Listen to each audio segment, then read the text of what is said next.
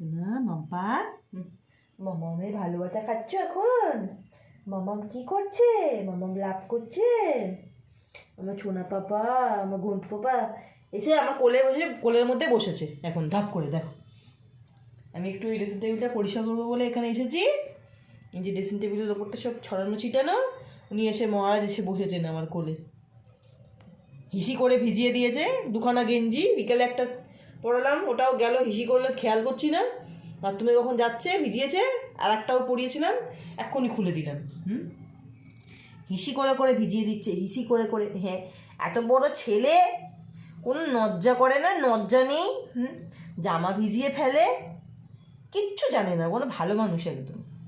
এরকম ভালো মানুষ একটাও পৃথিবীতে হয় না, পৃথিবীতে নেই, পৃথিবীতে কোনো লজ্জা নেই, কোনো লজ্জা নেই। হিসি করে জামা ভিজিয়ে ফেলে, বাবা বাবা।